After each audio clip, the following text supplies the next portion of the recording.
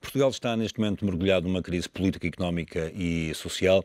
Os parceiros de coligação estão de costas voltadas. Em causa a redução da taxa social única para as empresas, patrocinada, de certa forma, pelos trabalhadores. Uma medida que conta com a oposição firme do CDS-PP, que deixou Portugal em suspenso. A saída para esta crise comporta vários cenários. Vamos ver alguns deles. Com pouco mais de um ano, a coligação entre o PSD e o CDS-PP vive dias difíceis. A austeridade separa Pedro Passos Coelho e Paulo Portas e fez nascer uma crise política. É por isso importante olhar para os cenários possíveis para os próximos dias. Uma das soluções passa por um governo de salvação nacional, tal como sugeriu o Conselheiro de Estado António Capucho. Neste cenário, o Presidente da República teria de demitir o governo, sem, no entanto, dissolver o Parlamento, um poder que até agora nunca foi usado em Portugal. Para que a ideia avançasse, seria preciso que o PSD aceitasse estar num executivo sem Pedro Passos Coelho e ainda que os outros partidos dissessem sim ao desafio. Mas António José Seguro já veio afastar este cenário e dizer que só governa se o povo escolher o PS. Outra opção é o governo cair e o país avançar para novas eleições, um cenário pouco provável que a Presidência da República, Governo e até a oposição querem evitar a todo custo. Portugal, que se tenta descolar da Grécia, ficaria numa situação em tudo semelhante à que Atenas viveu há escassos meses. Com o CDS descontente, outro dos cenários que o político Carlos Jalali considera plausível é o partido de Paulo Portas rasgar a coligação do governo, mantendo, todavia, o apoio parlamentar, algo que obrigaria o governo a negociar previamente as medidas com os centristas, tal como acontece agora com PSD e CDS juntos no governo. Mas no meio de tantos cenários, o recuo do Executivo na TSU e a manutenção da coligação parece o mais provável. É aqui que a intervenção do Presidente da República pode ajudar, por forma a que os dois parceiros de governo consigam encontrar uma posição equilibrada que conjugue o que cada um defende e pretende para um país falido. Vitalino Quernas, deputado do Partido Socialista, António Rodrigues, deputado do Partido Social Democrata, são convidados deste Enfoque. Muito obrigado a ambos pela vossa presença. Senhor deputado, começo por si. Eu vou fazer a mesma pergunta a ambos, independentemente das diferenças ideológicas, tendo em conta as carreiras políticas e os partidos pelos quais foram eleitos. Está preocupado com a atual crise? Com esta dimensão que ela ganhou nos últimos dias? Claro que sim, claro que sim. Estou preocupado com a crise, mas mais preocupado do que com a crise política ou eventuais divergências partidárias, estou preocupado com o país. Eu julgo que nenhum Primeiro-Ministro e nenhum Governo apresentaria propostas desta natureza se a situação do país não exigisse esta dimensão. Claro está que se pode dizer que podia haver outras alternativas, outras propostas, mas não estou rigorosamente preocupado com a questão partidária por isto. Respeito, como deputado do PSD, como militante do PSD, respeito todo o militante e todo o dirigente do CDS, como respeito, obviamente, os militantes dos outros partidos, e alguns são meus amigos pessoais, como o caso do deputado Vitalino Quernas. Estou verdadeiramente preocupado com o país. E acho que todos nós temos que estar preocupados com o país. Acho que as crises entre partidos, nomeadamente crises entre partidos que suportam um governo, são naturais. São dissensões que surgem em determinados momentos, a necessidade que um partido tem medo de ser subsumido por parte do outro, quando faz parte, principalmente quando faz parte de um governo de coligação. E, portanto, é natural que num determinado momento haja esse tipo de situação, e todos nós temos a consciência de duas coisas. Primeiro, da situação difícil que o país vive, e em segundo lugar, que a discussão à volta de um orçamento de Estado é um ponto alto, principalmente este Orçamento de Estado. Desde o princípio que há acordo de assistência técnica, que nós sabíamos que, na sequência da quinta avaliação da Troika, que era um momento decisivo. Tínhamos a consciência de que era o momento em que se fazia a avaliação mid-term do acordo, era a avaliação em que se podia pedir eventualmente, porque estamos a 12 meses do seu término, portanto estamos a fazer a avaliação não só daquilo que ocorreu, mas da perspectiva daquilo que ia acontecer a seguir, e naturalmente que estamos também a ver aqui aquilo que vai ser o resultado do déficit de 2012 e aquilo que era a perspectiva para os anos subsequentes, principalmente aquilo que pode acontecer depois do fim do acordo de assistência técnica. E isto, obviamente, implica preocupações, implica avaliações e implica a tomada das medidas definitivas ou quase definitivas da matriz. Porque todos nós temos a consciência também disto.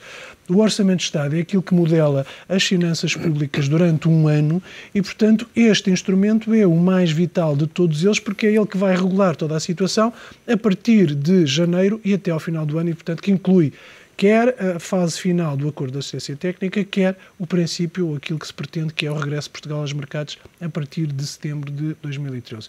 E, portanto, era um momento essencial. Era um momento... Eu julgo que, de alguma forma, o problema principal foi porque todos nós só temos a consciência das situações quando elas surgem. Apesar de analistas e se ponderássemos a situação, verificaríamos que aquelas que foram as medidas que foram assumidas pelo Governo em 2011 para 2011 e para 2012, portanto, no final do ano económico do ano passado, já com este Governo e já as medidas também para este ano, que todas elas teriam que evidenciar também medidas duras para 2013. Julgo que grande parte das pessoas pensou, todos nós pensamos que aquelas são as medidas duras e a seguir vem algum tipo de benefício e algum tipo de alívio. Ao sendo sistematicamente alertados, e aí o Primeiro-Ministro também nunca se desviou daquilo que sentia ou da verdade que fosse, dizendo que 2013 ainda ia ser um ano de difícil execução. Agravada a situação quando a situação agravou-se quando a solução que estava desenhada ficou inviabilizada e não se põe agora em causa o mérito dessa situação com o acórdão do Tribunal Constitucional.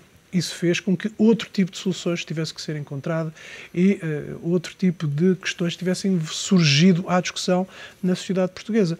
E, no fundo, o que nós temos hoje é o final da vigência de um acordo de assistência técnica, não vamos discutir se é bom, se é mau, a necessidade de continuar com medidas duras, que tiveram que assumir outro tipo de contornos em função de uma decisão jurisdicional que foi tomada. E é este o cenário que nós estamos. Agora, é evidente que não podemos esquecer, nem podemos deixar de ter a consciência de que as medidas que foram tomadas para 2012 tiveram impacto na vida das pessoas, impacto esse que se prolonga para 2012, de alguma forma se agravou com o aumento do desemprego e que se projetam para 2013. Vitalino Canas, o Governo tem espaço para recuar? Eu penso que o Governo tem não apenas espaço, como necessidade de recuar. E respondendo à sua pergunta, referiu que ia fazê-la a ambos. Em relação à preocupação. Sim, estou preocupado e devo dizer, não vou tentar evitar qualquer tipo de hipocrisia ou de semelhança a uma posição hipócrita, estou seriamente preocupado. Eu acho que o país não está preparado para uma crise política.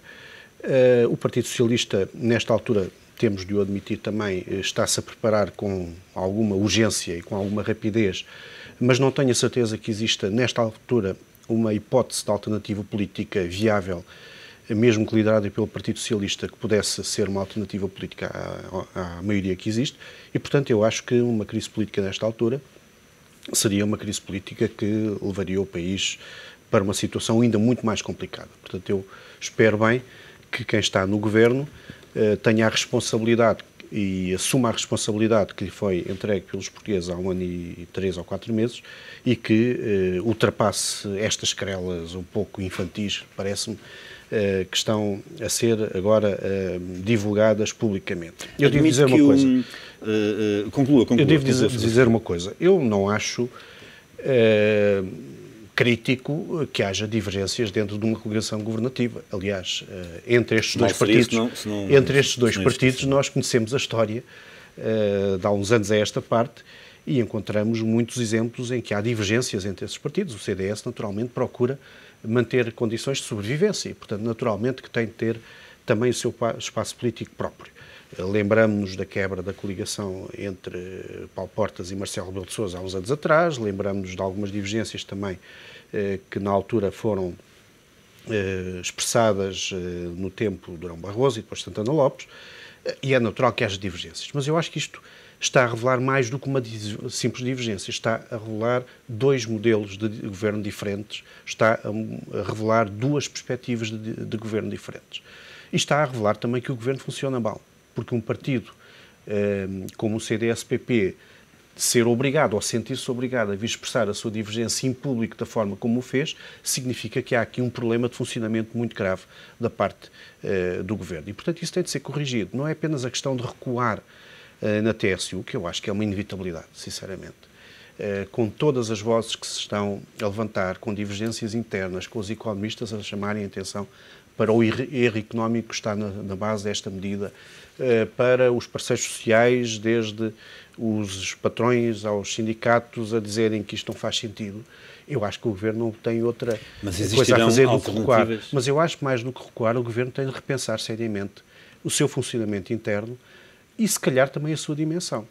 Porque me parece também que este Governo lhe está a mostrar que lhe falta coordenação política. É um Governo pequeno, tem alguns ministros fragilizados, alguns deles têm responsabilidades de coordenação política. Nessa matéria está a pecar por defeito. E, portanto, o Governo também tem de corrigir isto. Não é só questão de recuar, o Governo tem de mudar aqui substancialmente a forma de funcionamento. Existirão alternativas credíveis e execuíveis?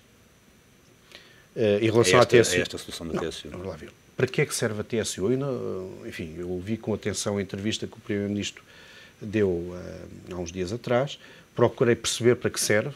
Ouvi o Primeiro-Ministro dizer que se esta medida o desemprego iria descair para 17% em 2013, que isto é uma forma de criar competitividade para as empresas portuguesas, mas sinceramente, dos economistas, e eu não sou economista, tal como o António Rodrigues também não é, mas dos economistas só tenho sentido divergência em relação a esta visão sobre os efeitos que a medida possa ter. E, portanto, esta medida da TSU não tem, pelos vistos, nenhum efeito manifesto em relação ao problema do equilíbrio das finanças públicas. Há pouco o António Rodrigues falava do acórdão do Tribunal Constitucional. Bem, o acórdão do Tribunal Constitucional tem as costas largas, como é óbvio.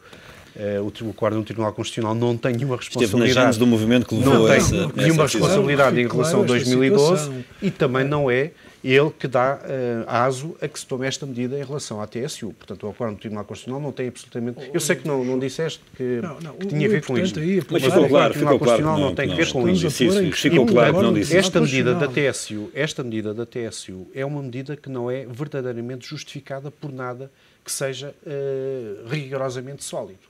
Não tem por intuito resolver algum problema que haja ao nível do reajustamento das finanças públicas, não tem verdadeiramente nenhum intuito ao nível da competitividade das empresas, pelo que se tem também ouvido. Portanto, eu acho que esta medida é uma medida que tem de ser repensada pelo Governo, se é que alguma vez foi pensada, porque para repensar tem de se ter pensado antes.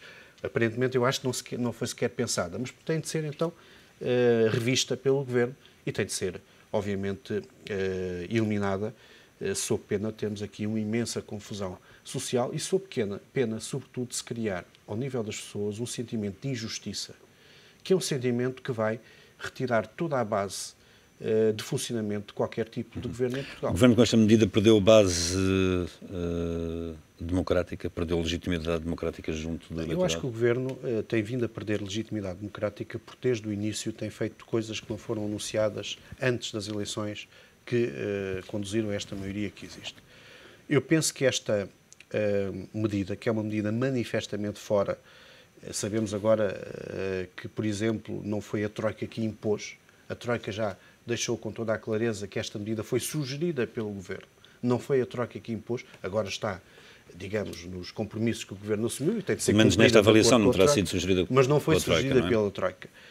Portanto, é uma medida que não está no programa do Governo, não é imposta ou não é sugerida pela própria Troika, portanto, é uma medida ensaiada, projetada pelo próprio Governo, sem que haja qualquer legitimidade ou base democrática para que ela seja tomada. Pode ter tomada. sido, António Rodrigues, um ato de desespero de um Primeiro-Ministro que tem de dar um sinal aos credores de que o país depende para que a quinta avaliação não resultasse num chumbo ou numa nota negativa para Portugal? Eu acho que não há atos de desespero de primeiros-ministros e não penso que tenha sido por isso. E gostaria de pontuar 3 ou 4 coisas que, entretanto, foram citadas pela intervenção do deputado Vitalino Canas. Em primeiro lugar, a dimensão do governo foi aquela que foi determinada pelo Primeiro-Ministro e é aquela que ele entende que deve ter a resposta adequada para a governação e, portanto, não faz sentido estar a reponderar a situação. Só o Primeiro-Ministro sabe com quem quer e como deve governar. E, portanto, é por isso que ele é julgado e é por isso que ele é responsável primeiro pelo governo. A segunda dimensão é querer dar a esta situação de crise uma crise do governo. Eu acho que esse é um erro, porque nenhum ministro do CDS deste governo se pronunciou publicamente contra a medida. E, portanto, pode ter havido uma reação por parte de algumas pessoas do CDS e houve uma reação, mas o Ministro de Estado ainda não se pronunciou relativamente a esta medida e não queria sequer trazer essa questão à colação pública. E, portanto, eu julgo que há um terceiro erro quando se faz esta avaliação. É que estamos a partir... O Ministro de Estado afirmou perante os portugueses que não concordava com esta medida. Enquanto Presidente do CDS, mas que se sabe hoje que houve Ministros do CDS que tiveram conhecimento e acompanharam a discussão desta medida e que a defenderam, inclusive entre os próprios órgãos do CDS. Mas não queria ir... A Segurança Social defende essa... Não sequer queria ir por aí, mas gostaria, no entanto, de dizer o seguinte, é que começa a haver excessiva discussão e se trouxe para a praça pública uma discussão que ainda não temos os contornos finais relativamente a ela. Ou seja, é verdade que o Primeiro-Ministro anunciou na sua declaração ao país que iria alterar a TSU e, portanto, aumentar a contribuição dos trabalhadores e diminuir a dos empregadores. É um facto. Mas, para além disso, todos os responsáveis políticos, nomeadamente o Ministro das Finanças, já disseram que não é a versão final e que isto vai ter correções. E, portanto, nós estamos a falar, inclusivamente, de uma medida que ainda nem sequer conhecemos o alcance total e final. Podemos concordar ou não com a questão dos 7%, a diminuição da com participação dos empregadores nos 5,75%, e isso é o único dado objetivo que foi comunicado formalmente pelo Primeiro-Ministro. A partir daí, não sabemos. E sabemos, no entanto, que para além do déficit das finanças públicas, temos um déficit sério na Segurança Social, que é necessário cobrir e que normalmente não pode ser coberto por transferências do Orçamento do Estado. E, por outro lado, importa também dizer isto, é que qualquer outra alternativa que tivesse sido apresentada teria, perante a opinião pública, uma discussão da mesma dimensão desta. Se disséssemos que íamos cortar mais subsídios, se disséssemos que íamos fazer qualquer situação que fosse atingir as remunerações das pessoas ou qualquer situação que viesse a diminuir a retribuição das pessoas, ela seria discutida na praça pública. O que não quer dizer... Eu tenho dúvidas, Sr. Deputado, se me é permitida essa... Eu acho que todos nós... Algo que foi feito no ano passado em relação à taxa extraordinária. Porque as pessoas interpretaram como era uma situação quase que só para o ano passado. Este ano não foi atingido todos aqueles que trabalham na iniciativa privada. Do CDS que não queria o imposto. Não digo que seja isso, nem quero discutir passado, porque eventualmente senão podemos fazer outro tipo de discussão. Agora, poderá ser de facto uma discussão estéril tendo em conta a gravidade. Sido apresentada agora teria sido discutida. Podemos concluir que a outra alternativa seria melhor ou não. Mas qualquer alternativa que tivesse sido apresentada ia ser discutida desta forma, vigorosamente, porque as pessoas não gostam. Compreende-se porquê que diminua a sua remuneração líquida. Quer seja diretamente através das contribuições para a Segurança Social, quer seja por lhes retirarem um subsídio ou dois. O que é um facto é que este ano, para 2013, o que se está a preparar é fazer também aqueles que trabalham na iniciativa privada com participar para a resolução do problema das finanças públicas. E essa é que é a grande questão. Se é feita de uma forma ou é feita de outra, julgo que também isso ainda nem todos nós tivemos a noção de como é que isso vai se fazer. Sendo certo que uma das formas seria para não só diminuir o déficit das finanças públicas, portanto reconduzi-la para os 4,5% que entretanto foi acordada, como também ajudar a financiar a Segurança Social. Como dizia há uns dias um colega meu, e com toda a razoabilidade, o ano passado, quando foi feito o corte da remuneração das pessoas, nós não sabíamos qual era o fim delas. Era para pagar as PPPs, era para pagar um déficit que não tínhamos criado. Hoje, quando dizemos que estamos a tentar melhorar o sistema da Segurança Social através da comparticipação, o aumento da comparticipação do TSU, estamos a saber para onde é que vai esse dinheiro. Porque sabemos, e esse é um dado seguro, que aumentando as contribuições, esse dinheiro não vai servir para ser gasto pelo Estado nas finanças públicas. Apenas e só fica afeto ao pagamento de todos os subsídios de desemprego, de assistência social ou as pensões de reforma. E, portanto, sabemos que há aqui uma direta ligação entre aquilo que vai ser aquelas contribuições e a sua finalidade. E não o aumento da despesa pública, ao contrário do que acontece com os impostos, que podia haver aqui derivas e desvios relativamente a essa matéria. Mas também já sabemos que outro dos motivos adiantados para a adoção dessa medida no sentido de se tentar estancar minimamente o desemprego, aparentemente, e já existem até alguns estudos minimamente sustentados sobre isso, também já sabemos que essa medida não vai ter efeito. Estamos praticamente no fim desta conversa, ou vai ter um efeito nulo, eventualmente. Estamos praticamente no fim desta conversa. Vitalino Canas, o PS não está a cavalgar a onda, no sentido de, ainda antes de conhecerem definitivas propostas do Orçamento do Estado, anunciar já taxativamente que o vai chumbar? O Partido Socialista anunciou há algum tempo que se pronunciaria sobre o Orçamento do Estado quando o Orçamento do Estado fosse apresentado. Acontece, contudo, que o Primeiro-Ministro antecipou os calendários e se calhar fez bem. Não sei, já discutimos isso, aliás, aqui num programa, de saber por que razão é que ele aproveitou o momento que aproveitou num dia, um pouco antes de um jogo da Seleção Nacional e quando não havia nada que o justificasse, porque é que o fez naquela altura. De facto, a antecipação do calendário foi efetuada pelo Primeiro-Ministro, que estabeleceu, através da sua comunicação, os parâmetros essenciais do orçamento. Portanto, nós sabemos nesta altura quais são esses parâmetros essenciais do orçamento e creio que não seria aceitável, nem seria transparente do ponto de vista da opinião pública que o Partido Socialista continuasse a dizer, bem, mas só quando lá tivermos o papel é que vamos mesmo dizer. Pois nós já sabemos que vai haver uma medida, ou pelo menos foi anunciada, uma medida com esta dimensão de injustiça, que é esta medida da TSU. Já sabemos o que é que vai acontecer em várias outras dimensões orçamentais do ano que vem. Creio que os fundamentais estão, portanto, enunciados e o Partido Socialista deveria tomar uma posição como tomou. Permita-me só que faça aqui um comentário, aliás, pegando em palavras suas, para dizer o seguinte. Eu não tenho a certeza, não quero ser aqui uma espécie de intérprete autêntico da opinião pública, que eu acho que é uma coisa muito complexa, nenhum de nós tem capacidade para isso. Mas eu não tenho a certeza de que a opinião pública não tivesse já absorvido, as pessoas não tivessem já absorvido que em 2013 ia ser necessário mais um conjunto de medidas e que, porventura, essas medidas iriam entrar também pelo setor privado, mas de uma forma equitativa em relação a todos os setores da sociedade.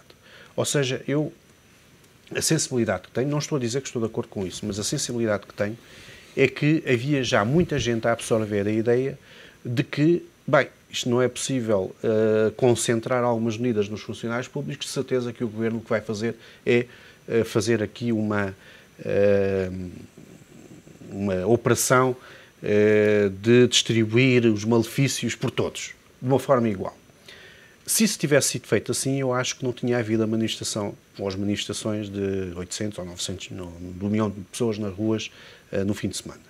Creio que as pessoas, obviamente, discutiriam, protestariam, certamente que haveria debates sobre isso, certamente que haveria muita gente a dizer que isso não se deveria fazer, alguns, se calhar, a dizer que isso contraria o acórdão do Tribunal Constitucional, mas eu acho que o sentimento de injustiça, a revolta que nós sentimos nas ruas desde que o Primeiro-Ministro anunciou isto, não seria tão intensa, seria diferente.